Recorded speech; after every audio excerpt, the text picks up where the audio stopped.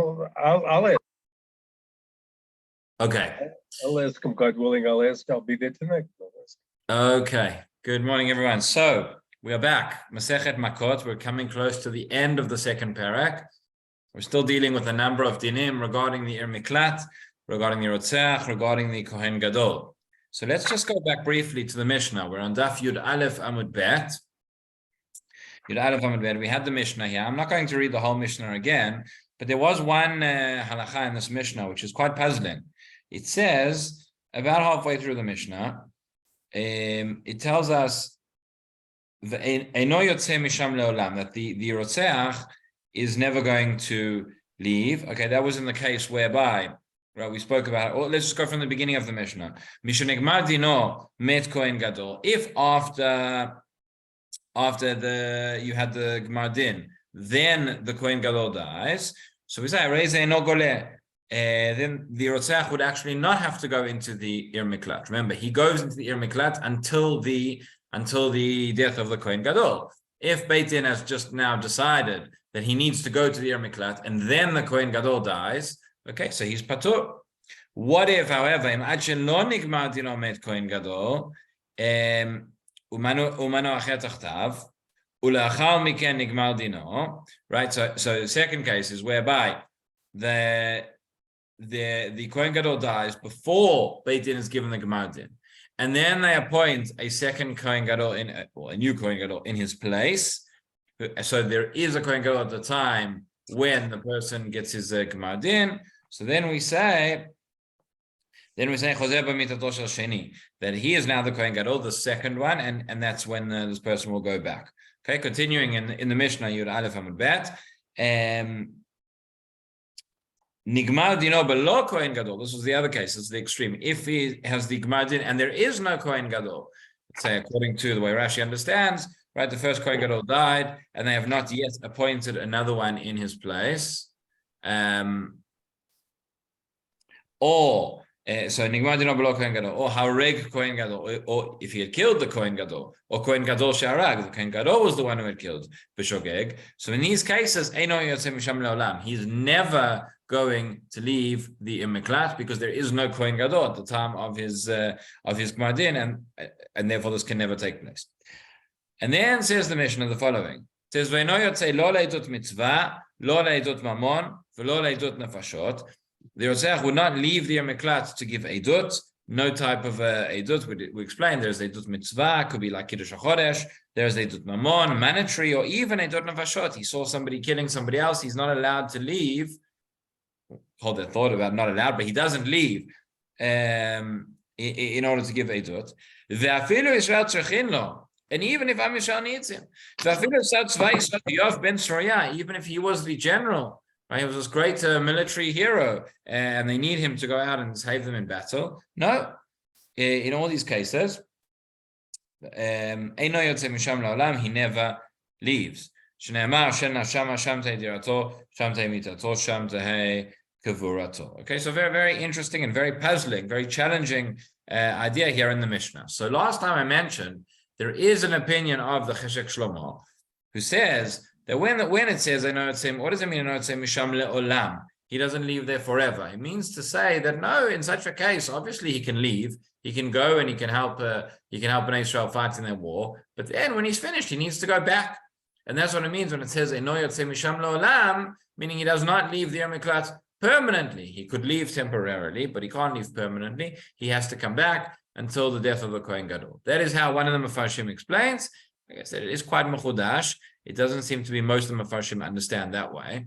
But we're still left, it's really puzzling, because what happens here to Pikuach Nefesh? If you say that he's a great Tzava and Am Yisrael needs him, why do we keep him in the Ir Miklat? Why can't he come out and help them with Pikuach Nefesh? So, the Rambam over here, when he brings this halacha, look at his formulation. Says the Rambam, Hagoleh eno yotze mi'ir miklato le'olam, ve'afilu ledvar mitzvah o le'edut, ben edut mamon, ben edut navashot, ve'afilu atzil nefesh be'eduto. Right? Meaning the Rambam, first of all, is making it even stronger. He says he doesn't come out of the Ir Miklat, not for a mitzvah, not to give edut, right? Even if it's edut mamon or edut navashot, even if through his edut he's going to save somebody, or latzil miyad hagais, or miyad hanar, or miyad hadekla, or min hamapolet, even to say for pikuach nefesh different things. V'afilu kol Yisrael tzarichin l'tshuato k'Yoav ben Tzruya, even if everybody needs him, just like Yoav. Eino yotzei misham le'olam ad mot haKohen hagadol. He doesn't leave until the death of the Kohen Gadol. And now the Rambam adds in a few words. He says, "Im yatsa hitir atzmo lemita k'mo shebiarnu." That if he had left, so he has hitir atzmo lemita. He's made himself now open to being killed. Right? The Kohen Gadol is now, as we've explained, is now allowed to kill him once he's left the Ir Miklat, which he shouldn't have left. So that's the point over here. That although you might say, what happens to pikuach nefesh for everybody else? For this person, he's putting himself in danger. And the Mepharshim discussed the truth is there's a huge sugya in halacha in terms of, is a person allowed to put themselves into danger in order to rescue others? And it's not so clear. There are a lot of different chilukim in that. Is it a certain danger? Is it a doubtful danger, etc.? But that seems to be the principle that's underlying this idea in the Mishnah. The Aruch HaShulchan has an interesting take on this as well. And he gives a couple of explanations. So I'll just leave it up on the screen for you. You can see how the Aruch HaShulchan explains this. He says, "Hakole eno yotzeh mi'ir meklato le'olam ad mitat haKohen hagadol va'afilu ledvar mitzvah u'la'edut ben edut mamon ben edut nefashot va'afilu l'atzil nefashot beduto." Right? Essentially, he quotes the Rambam. Okay, and he says that the person, the Rotzeach, does not leave the Ir Miklat, even if it's for the sake of pikuach nefesh, saving others. That is the Rambam. And now he says, he adds in his own words, says the Aruch HaShulchan, "Ve'af she'en echad davar she'omed b'fnei pikuach nefesh," even though, right, pikuach nefesh should be dochedes. Omnam yesh lomar kevan de'im yatza hudra damo, אי אפשר לומר לו שיתיר דמו בשביל אחרים. Okay, even though there is pikuach nefesh involved, nonetheless, once the Rambam told us, im yatsa hitir atzmo lemita, that if he's going out, he is now putting himself in certain danger. We cannot tell him, you have to go and be killed in order to save others. In other words, it's not from his perspective, but it's from the perspective of, can the person now be commanded? Can the person be told that he has to leave the Ir Miklat for pikuach nefesh? Well, the answer is no, because it's going to lead to his own death, and we can't say that. And now he gives another fascinating explanation. Says Aruch HaShulchan. Furthermore, he says, "V'od kevan shenitgalgala al yado harigat nefesh." Right? Since it happened that death by shogeg took place by this person's hand. Remember, here nothing is coincidence. We've seen the Gemara explain that everything happens for a reason. We don't know why, we don't understand, but the cheshbonot shamayim were that this person should be responsible for death. So he says, "Rachoku shitgagel zchut al yado." He's therefore going to be the one who's going to end up saving everybody. Says that is very unlikely. So that is an interesting explanation which the Aruch HaShulchan adds. And then he says, what about, okay, so we say therefore that you can't say that he has to leave because he's going to get himself killed. What if he decides he wants to take the risk anyway? What if he wants to go? And he says, he knows he might die, the Goel Adam, but nonetheless, he has been responsible for death b'shogeg. He wants to now, make up for it. He wants to go and save Am Yisrael, even though he might die in the process. He says, yesh listapek im retzono latzeit lemitzvot pikuach nefesh im mochin beyado im lav. Do we allow that? Says Aruch HaShulchan, says there's a doubt. Is a person allowed to put themselves to give up their own life in this case? Not sure. He says, do we have to protest or not? We don't know. He says, it would seem to be logical that we don't stop him if he wants to go and he wants to sacrifice himself to save Am Yisrael. That should be okay. He says, Makkot, right? That which we say that he can't, in our Gemara, in our Mishnah, that which he doesn't go out means we don't force him to go out. Okay, so it says there, it could be that when says, first of all, why do we say he doesn't leave? There's a svara to say that he doesn't leave. He doesn't leave, because even though there's pikuach nefesh, he's going to get himself killed. And we can't tell a person, we certainly can't tell a person, you have to go and get yourself killed. He says also, there might be a svara that it may not be pikuach nefesh. It may be reasonable that this person, since he was responsible for death, it's the savior of Am Yisrael is not going to come about through his hands. But nonetheless, says that which we say, "Eno yotzei misham leolam," means to be involved in this mitzvah. Is he allowed to? Maybe yes, maybe no. Says the Aruch HaShulchan, he probably is, and we wouldn't have to stop. Okay. Well, it seems very strange to go out and somebody has very important testimony, even in case of Retzach, something that's the Varsh Nefashot. Why can't they take out with a guard, protect them, and then bring him back? Okay, so the din is that once he's gone into that's a good question, but the din is that once he's gone into the Miklat, he has to stay there, and that's what we learned out from the pasuk. It said Shamte. The Gemara, the Mishnah says, is the Gezerat HaKatov. The pasuk says Hashem nas shama Shamte tirato, Shamte mitato, Shamte gvurato. Once he's there, and he can't go out. So again, according to the Cheshek Shlomo, who says actually he can go out, he would probably say he goes out with a guard. He can go out, and then he just has to make sure he comes back. According to the other Mefarshim, who say no, and the Aruch HaShulchan maybe can explain. He says that once this, you have to do what you have to do. You have to follow the halacha. Once the halacha says that that's where you have to stay, that's where you have to stay. What about the fact that you might have saved somebody? Says the Aruch HaShulchan, this person is not responsible for saving somebody. He's exempt, and we've seen through his actions that Shamayim wanted him to be there. That's what they want him to be. That's how we would have to explain. Yeah. According to the Rambam, for the Le'olam doesn't mean Le'olam. It means just till the death of the Kohen Gadol, right? That's what he said. That's right. That's according to everybody. Yes. Again, but then I don't understand. A Kohen Gadol that killed. Okay, Kohen. So he stays till when? Till the next Kohen Gadol. Sorry. So there's two things. There's two things going on over here. The ordinary case, the standard case, whereby Ploni killed Almoni, right? And there was a Kohen Gadol. When he killed him, there was a Kohen Gadol when he had the Gemar Din. So he would have to stay in the Miklat until the death of the Kohen Gadol. Then the Mishnah gave us three exceptional cases, right? But that's the only time, right? That's the only time it says La'olam in the Mishnah or any place else. And the Rambam says Le'olam means until the death of the Kohen Gadol. So you're right. So it's a little bit confusing because the Mishnah does repeat the word Le'olam. Have a look in the Mishnah. Okay, the third line in the Mishnah where it says the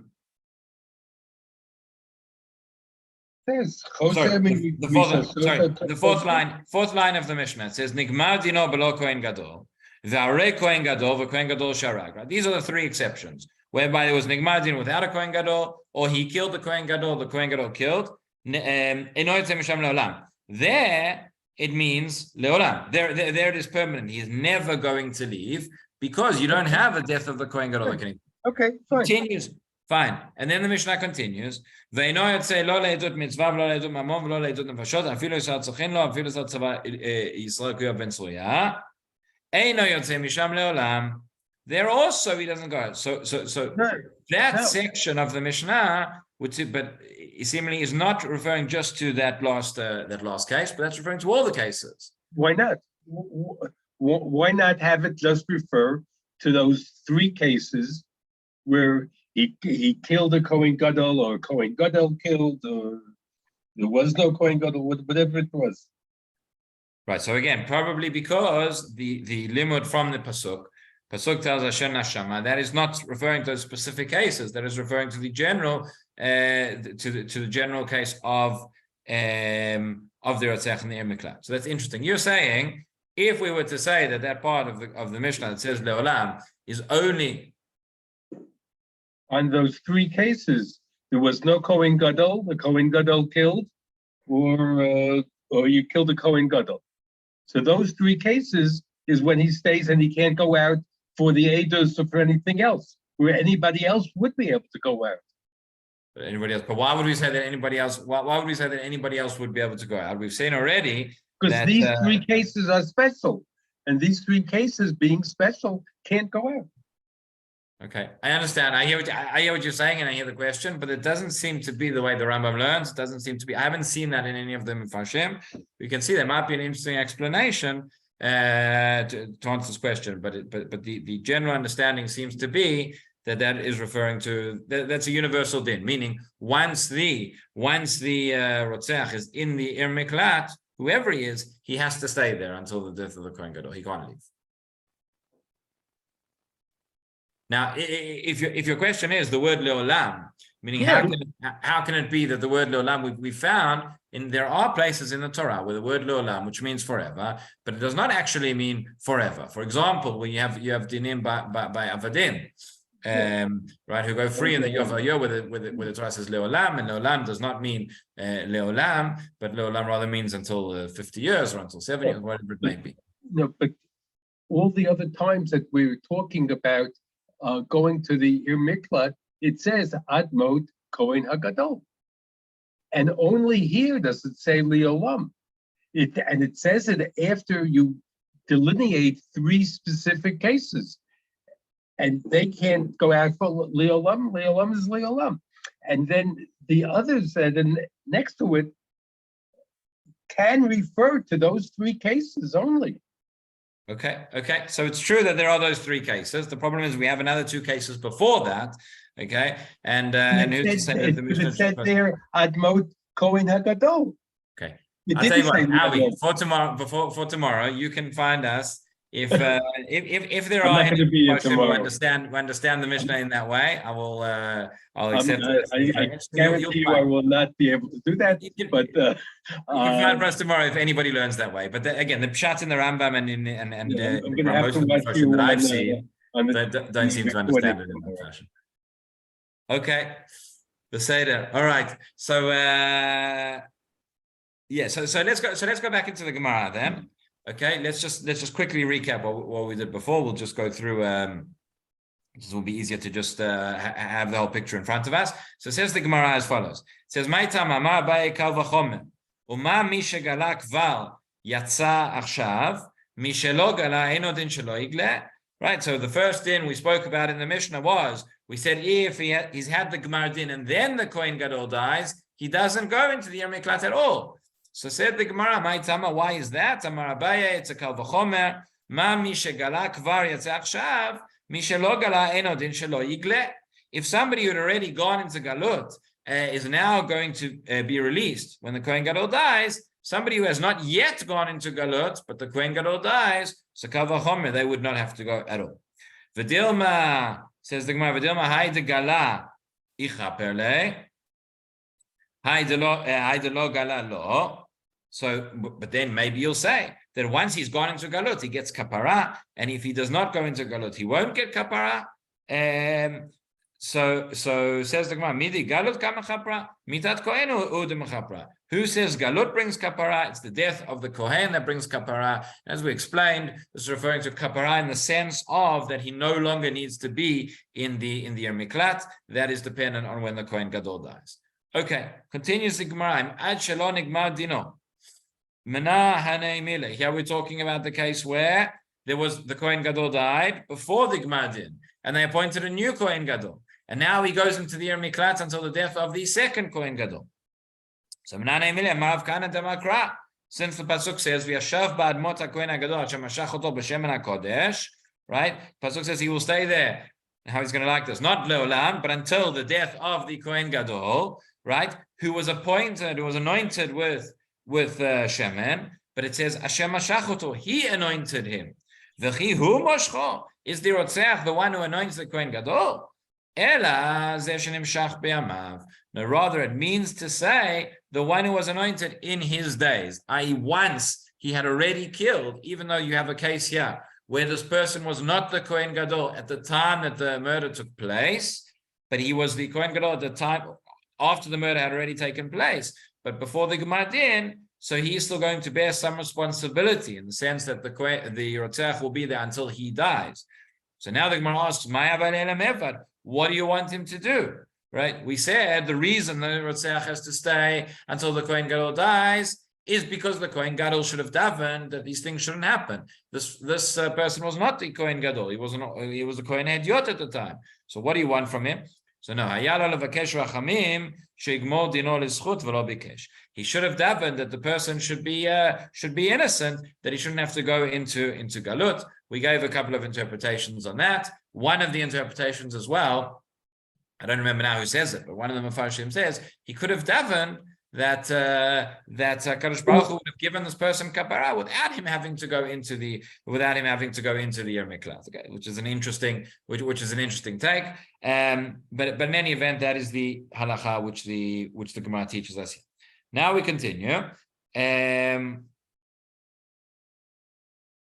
Abaye. So we are about probably halfway down on the wide lines and Yud Aleph Amud Bet, halfway through the line. It says Amar Abaye. Naktinan, nigmal dino vamet, molichin et atzmotav lisham.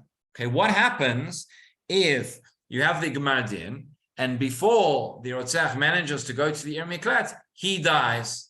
So says Abaye, we have a tradition that in such a case you would have to bury him in the Yer Miklat. Dichtiv lashevet ba'aletz ad mot haKohen HaGadol. Right, the pasuk says he'll go there to dwell in the land until the death of the Kohen HaGadol.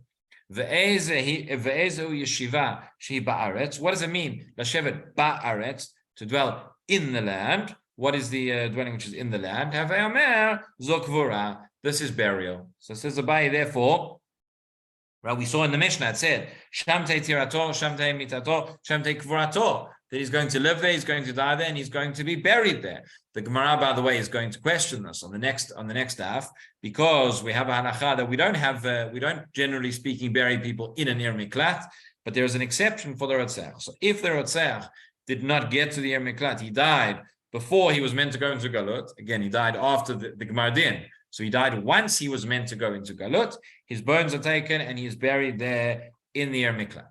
What happens if it goes the other way around? Says the Gemara, Tana met kodem shemet Kohen Gadol. So he's already gone. He's in the Yer Miklat. We say he's there until the death of the Kohen Gadol. What if he dies in the Yer Miklat? Right before the Kohen Gadol dies. So it says molichin atzmotav al kivrei avotav tichtiv yashuv harotzach el eretz achuzato. It says that afterwards his bones can be taken back. They can be taken out of the Yer Miklat and buried together with his kivrei avotav. This is referring to once the Kohen Gadol will die. Okay, so he dies, he's buried there, and later on his coffin or his body can be moved. Does this mean, there's a bit of a machloket amongst the Mefarshim, does this mean that they're allowed to move his bones once the Kohen Gadol dies? Or does it mean that they have to move his bones once the Kohen Gadol dies? Seemingly, the Minchat Chinuch says it means that it's mutar, that they're allowed to move his bones, but not that it's required.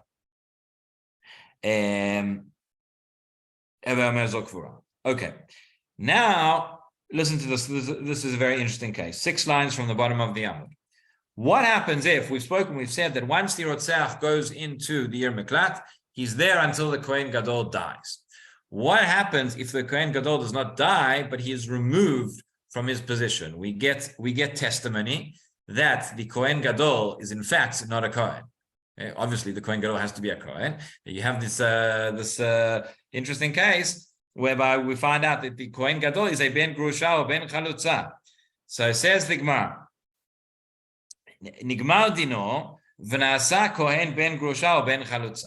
The Gemara Din has happened, and it turns out that the Kohen is not a Kohen at all. By the way, Ben Grusha, Ben Chalutza, right? Ben Grusha is a divorcee, or Chalutza, somebody who's undergone Chalitza as opposed to Yibum.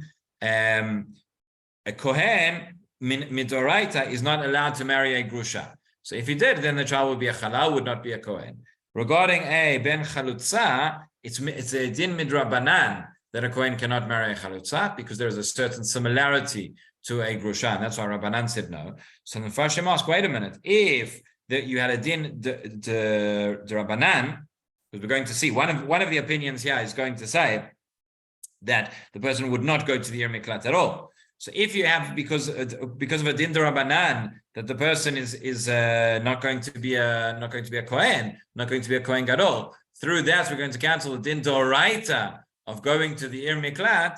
That seems a little bit strange, and therefore some of them Mepharshim say that when it says here ben grusha ben chalutza, it really only refers to the case of ben grusha. But as we find sometimes in the Gemara, that this is the language, it's, agav orche, it goes together. Whenever we talk about ben grusha, ben chalutza, it's just a way of saying that he was invalid of being a Kohen. But it may be that in this case, it actually only applies for a ben grusha. But either way, we have a machloket, and the machloket is as follows. Nigmat yinof nasa Kohen ben grusha, ben chalutza, pligi bar Rabbi Ami, Rabbi Yitzchak nafcha. Chad omer meita kohuna, v'chad omer Batla Kehuna. Okay, one of them says the Meita Kehuna, meaning the Kohen has died, and one of them says Batla Kehuna, the Kehuna has been nullified, right? And we would say nullified retroactively. So that's the question.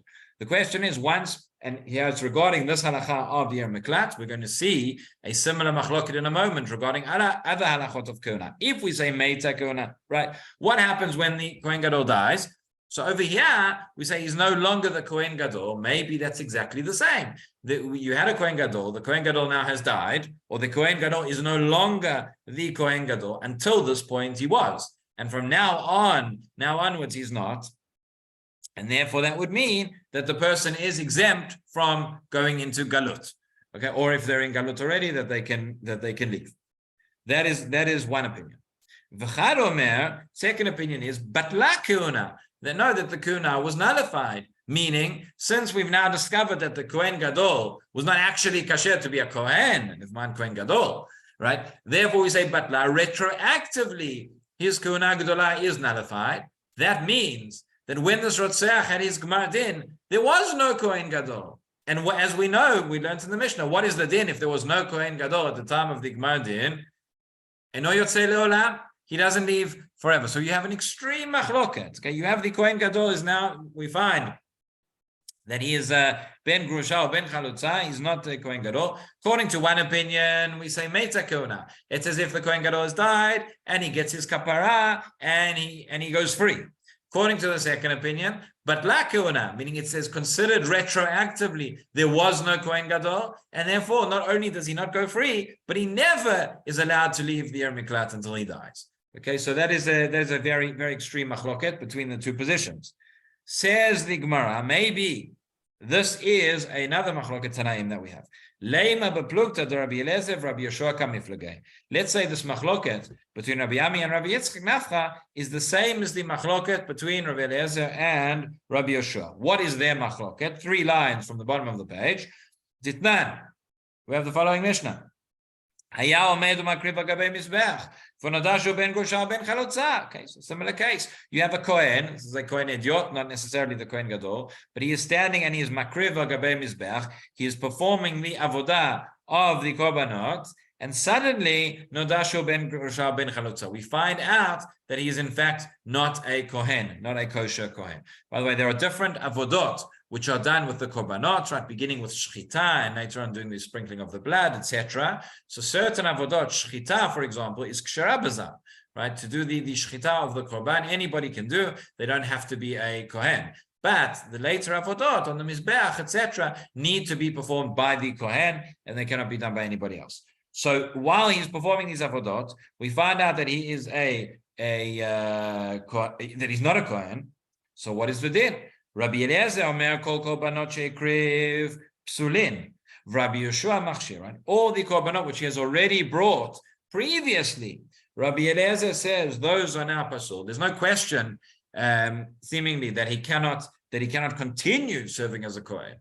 But what happens retroactively? So Rabbi Eliezer says no, all the korbanot which he has brought are now pasul, and Rabbi Yeshua says no, that which he's already brought are kasher. In other words, it would seem to be that Rabbi Eliezer is saying batla kehuna, that everything that's happened until now was retroactively pasul because he never was a kohen in the first place. But Rabbi Yehuda's machshir seems to be saying like the one who says meita kehuna, that everything until now is okay, but from here and moving on forward, that would not be. So seemingly the same machloket. Mandama metak Rabbi Yeshua, or mandama batla ke Rabbi Eliezer. Okay, let's just see Rashi quickly. Rashi says, Rashi about 5 lines from the end. Nasa Kohen Gadol ben Grusha. How could this happen? Answer: Yatsa alav edut shu halal. We have testimony now that he is a halal. Meta keuna. If we say meta keuna, that means hareu kamet ve'en harotzeach gole. That's as if he has now died, and the rotzeach therefore does not need to go into galot. However, if we say batla kuna, that the kuna was nullified, so we say igla milta lemafreya. It is now revealed to us retroactively. Shelo haya kohen gadol, that he never was a kohen gadol. V'hava lei hayotzeach nigmal dino belo kohen gadol, and therefore the case is comparable to the one where Rotzeach had his Gemardin without a Kohen Gadol, and therefore he never goes back. He never is allowed to leave the Ir Miklat. Right? So again, we have a machloket between Rabbi Ami and Rabbi Yitzchak Nafka, which is the Kohen Gadol now is revealed to be a Chalal. Do we say, according to one opinion, we say Meita Kuna? That's the same, since he's now been removed from his position as Kohen Gadol, that's the same as the Kohen Gadol who dies, and the Rotzeach gets to go free, because it's only from now and onwards. The second opinion was Batla Kuna, that we say the Kuna was, it's not that the Kohen Gadol has died, it's that there never was a Kohen Gadol. And retroactively we say that. And therefore this Rotzeach, it's as if Nigmar Dino below Kohen Gadol, and he would have to stay in the Ir Miklat forever. And we said perhaps this is the machloket, this is the same as the machloket between Rabbi Yeshua and Rabbi Eliezer, that if the Kohen who's bringing his korbanot, we now find that he is not in fact a Kohen, Rabbi Eliezer says retroactively everything is pasul. So Rabbi Eliezer is like the one who would say batla kuna. Rabbi Yeshua says retroactively everything is still kasher, and that's like the one who says meita kuna from now onwards. So seemingly that's the same machloket. That's what the Gemara suggests. And now we turn over the page from Daf Yud Bet Amud Aleph, right at the top, and the Gemara says no, this is not the machloket between it. It says aliba de Rabbi Eliezer kule alma lo pligi. Right. According to Rabbi Eliezer, who says that we say all the korbanot that brought until now were pasul, so everybody agrees. Everybody agrees that according to Rabbi Eliezer, in our case, we would say batla kuna. Says Rashi, aliba de Rabbi Eliezer kule alma lo pligi, klomar man de amar meta vadai ka Rabbi Yoshua amar v'lo ka Rabbi Eliezer. Right, the one who says meta kuna, now, in our case, can only possibly hold like Rabbi Yeshua. They cannot hold like Rabbi Eliezer. According to Rabbi Eliezer, you can't say that.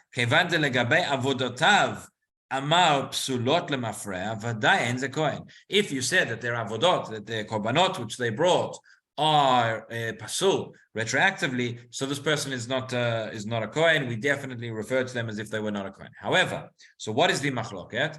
So alibad Rabbi Eliezer kule amalo plegi, ki plegi alibad Rabbi Yeshua. The whole machloket between Rabbi Ami and Rabbi Yitzchak Nafka is only in the opinion of Rabbi Yeshua. Right? Rabbi Yeshua, remember, who said that if it was a Kohen in the previous avodot that he had done before he was disqualified, would still be kasher. Question is, would Rabbi Yeshua therefore say the same thing regarding the Kohen Gadol, who is now disqualified, regarding the Rotzeach? And that is the machlok. So kiplegi alibad Rabbi Yeshua. Man da'amar meita ka Rabbi Yeshua. The one who says now meita kuna, meaning it's only from now and onwards, and therefore we judge it as if there was a Kohen Gadol until now. So that squares up. That's exactly what Rabbi Yeshua was saying in that case. However, mandamar batla, the one who says batla kuna, we go retroactively, is not saying like Rabbi Eliezer. They're saying, well, Rabbi Eliezer would certainly say that way, but they're saying even Rabbi Yeshua would agree with me. How so? They say mandamar batla ad kan lo kamar Rabbi Yeshua hatam. Right, Rabbi Yeshua, where he said over there machshir, that was only in that case. Why? Dichtiv berach Hashem chelo upoal yadav yirtzeh. That we have a pasuk That tells us, right? Baruch Hashem chalo po'al yadav tirtzeh, meaning the work of his hands will be accepted, will be appeased. That is a gzerat hakatuv to tell us that we have a drasha. Afilu chalalin shebo. Po'al yadav tirtzeh, I mean that of his hands will be accepted, even if he was even if it was chalalim. Meaning we have a gzerat hakatuv telling us that the korbanot are still kasher. Aval hacha, but in our case, regarding whether he's a Kohen Gadol for the din of Vatzech, afilu Rabbi Yoshua modeh, even Rabbi Yoshua would admit. So according to Rabbi Eliezer, there is no question that if the Kohen Gadol is now found to be a ben grusha ben chalutza, that we say retroactively there was no Kohen at all, and the Rotzach never gets to go free. If we say according to Rabbi Yoshua, so that is a machloket. We might say that just like Rabbi Yoshua over there says everything was machshir, so too over here he would say meitzakuna, and it's the same as if the Kohen Gadol has just died. Or he might say no, over there he was machshir because we have a special gzerat hakatuv. But over here, he would say that's not the case, and he would agree with Rabbi Eliezer that once the Kohen Gadol is disqualified, that the Rotzach never gets to go free. We'll just see Rashi. Rashi says over here, Ki plegi aliba de Rabbi Yeshua, in the second line, Klomar, Ein anu tzrichim lomar manda ma batla Rabbi Eliezer velo Rabbi Yeshua. That's the point. We don't have to say that our machloket, Rabbi Ami and Rabbi Yitzchak Nafcha, is the machloket between Rabbi Eliezer and Rabbi Yeshua, right? We don't have to say the one who says batla keuna necessarily holds like Rabbi Eliezer against Rabbi Yeshua, but rather you could say their very argument is what would Rabbi Yeshua hold in this case? That the avodah would be kasher, but for everything else he would not be a kohen.